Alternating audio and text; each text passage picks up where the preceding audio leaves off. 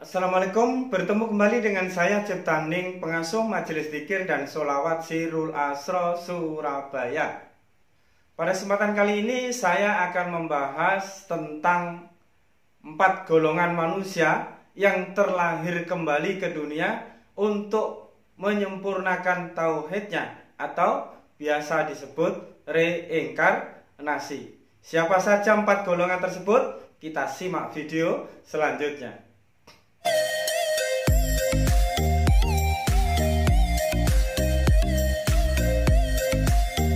Ada 2 golongan selain 4 golongan tersebut yang akan terlahir kembali ke dunia untuk menyempurnakan tauhidnya kepada Allah. Golongan pertama adalah mereka yang belajar syariat tetapi tanpa memperdalami ilmu ma'rifat.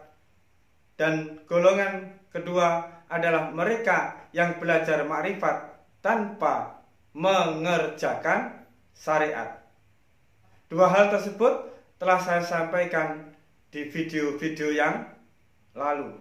Kali ini kita membahas 4 golongan yang akan terlahir kembali ke dunia untuk menyempurnakan tauhidnya kepada Allah. Karena ingat, waktu manusia itu di alam ruh, dia disumpah oleh Allah, qalu bala syahidna, dan ruh menyaksikan bahwa Allah itulah sebagai Tuhannya, sebagai Robnya, dan dia tidak akan menyekutukan Allah dengan apapun, dengan sesuatu yang lain selain daripada Allah. Namun seiring perjalanan, di saat dia terlahirkan menjadi manusia dan dibungkus oleh 4 unsur, air, angin, tanah, dan api yang menjadi batang tubuhnya, dan unsur alam tersebut menjadi hawa nafsu yang ada di dalam dirinya. Ruh itu menjadi terselimuti, menjadi tertutup, dan dia terhijab pandangannya, kesadarannya kepada Allah yang merupakan Tuhannya dan asal dia diciptakan. 4 unsur batang tubuh inilah yang menjadikan sebab manusia itu terlahir kembali ke dunia dan menyempurnakan tauhidnya kepada Allah. 4 unsur ini menjadi 4 alam. Api menjadi alam insan, angin menjadi alam batang tubuh, air menjadi alam angan-angan, dan tanah menjadi alam barzah atau alam insan, alam adzam, alam misal, dan alam arwah. Kelompok atau golongan yang pertama adalah mereka yang terjebak di dalam alam insan atau alam manusia itu sendiri, yaitu manusia yang merasakan, menyadari, dan meyakini bahwa dia bisa melakukan apapun, bisa mempunyai kecerdasan, bisa mempunyai ilmu, bisa berbuat, bisa beribadah, tanpa menyadari dari mana ilmunya berasal. Karena siapa dia bisa berilmu? Kalau tidak dari Allah.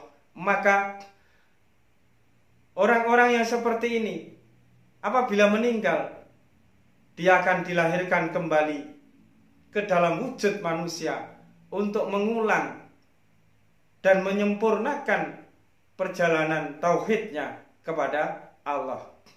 Jadi yang pertama tadi adalah alam insan atau manusia yang terjebak di dalam alam insan, yaitu orang yang merasa dirinya bisa, merasa dirinya berilmu, merasa dirinya kuat, merasa bisa sholat, merasa bisa memberi, merasa bisa ibadah, dan lain sebagainya.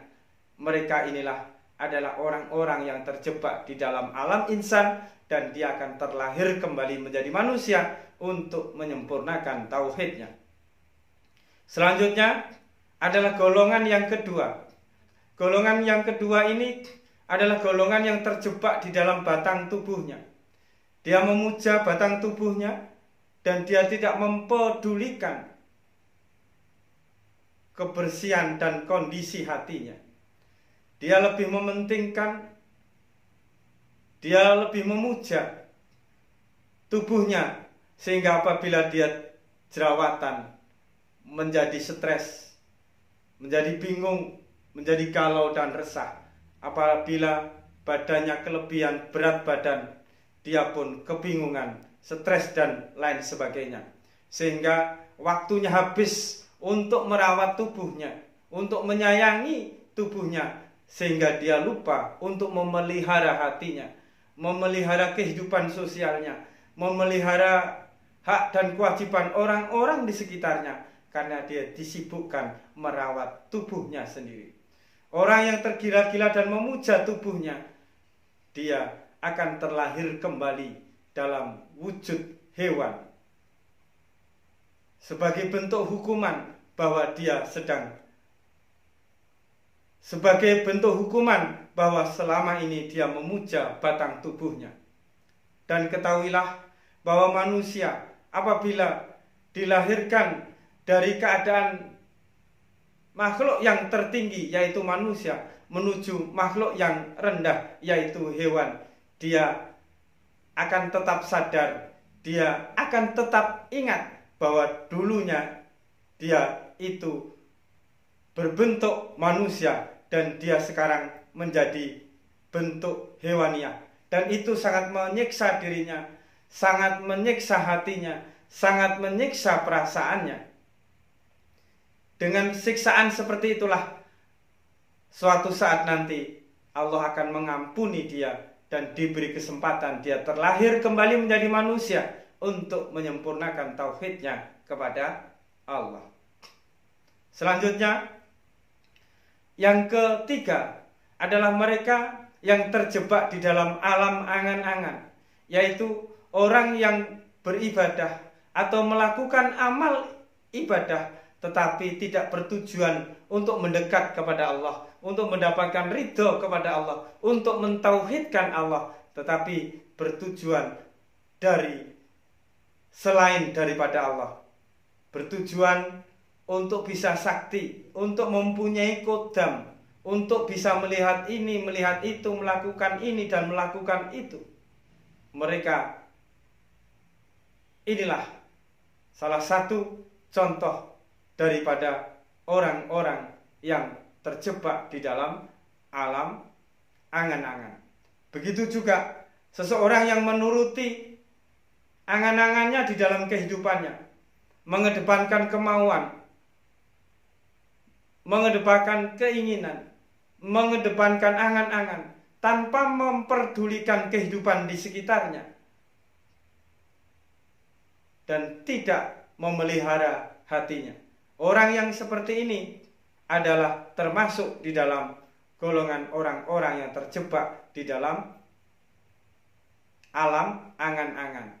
Jadi mereka yang terjebak di dalam alam angan-angan adalah mereka yang mengamalkan sesuatu tetapi tidak bertujuan untuk mendekatkan diri kepada Allah, bertujuan untuk supaya kebal, supaya dapat kodam, supaya dapat ini dan dapat itu, dan hidupnya selalu menuruti angan-angannya tanpa memperdulikan kehidupan orang lain dan hatinya.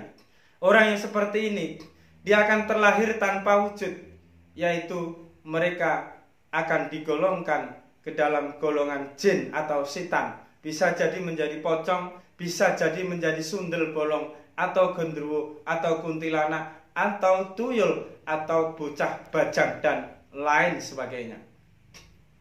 Dan orang yang seperti ini sangat tergantung kepada doa atau kesempurnaan daripada perjalanan anak cucunya di dalam menempuh dan menyempurnakan tauhidnya kepada Allah. Apabila anak cucunya mampu menyempurnakan perjalanan tauhidnya, maka orang-orang yang terjebak di dalam alam angan-angan ini akan diberikan oleh Allah wujud, bisa menjadi wujud hewaniah dulu atau langsung ke dalam wujud manusia dan bisa menyempurnakan tauhidnya kepada Allah. Selanjutnya yang nomor 4 adalah mereka-mereka yang terjebak di dalam alam arwah. Siapakah yang terjebak di dalam alam arwah? Adalah beliau-beliau atau mereka-mereka yang sudah menyadari dan sudah mau keluar dari ketiga alam tersebut, yaitu terjebaknya alam insan dan terjebaknya alam batang tubuh serta terjebaknya alam angan-angan menuju pembersihan hati. Kesadarannya, niatnya, dan hatinya sudah tercerahkan dan memperbaiki dirinya sedikit demi sedikit dengan zikir, dengan sholawat, dengan memperbanyak ibadah kepada Allah, dan mulai bersikap yang baik, memberi manfaat bagi orang-orang di sekitar mereka. Namun sebelum tauhidnya menjadi sempurna, dia sudah dipanggil oleh Allah. Dan mereka inilah yang berada di dalam alam barzah atau terjebak di dalam alam barzah. Orang-orang yang terjebak di alam barzah tidak diberi kesempatan oleh Allah atau tidak terlahirkan kembali ke dalam dunia. Namun dia menunggu proses perjalanan anak cucunya yang bisa mencapai kesempurnaan di dalam tauhidnya kepada Allah. Karena para leluhur itu menitipkan darah dan tulang kepada anak cucunya, sehingga apabila anak cucunya mencapai kesempurnaan dalam wujud manusia yang di dalamnya ada darah, ada tulang, ada daging dari leluhurnya, dan dia bisa menyempurnakan tauhidnya, bisa menyempurnakan rohaninya, maka leluhurnya yang terjebak di alam barzah tadi bisa terbawa oleh kesempurnaan daripada anak cucunya. Sebelum saya akhiri video ini, ada satu hal, bahwa apabila seseorang itu tidak mengingat masa lalunya, di kehidupan sebelumnya dia itu pernah menjadi apa, maka dengan jalan meditasi, dengan memusatkan ketenangan ke dalam sulbi, karena di dalam sulbi selain ada alam barzah yang di dalamnya ada leluhur kita yang menunggu kesempurnaan rohaninya, juga ada rekam jejak perjalanan kehidupan kita. Dengan meditasi dan kita fokuskan di dalam sulbi seperti yang ada di dalam video ini, maka potongan-potongan kehidupan yang pernah kita lalui sebelum kita terlahir menjadi manusia itu akan bisa terbuka dan kita bisa mengingatnya dan mentafakurinya serta merenunginya. Untuk itu, sempurnakanlah tauhid kita, jangan menyekutukan Allah agar kita tidak terlahir kembali dan kita tidak terjebak di alam barzah.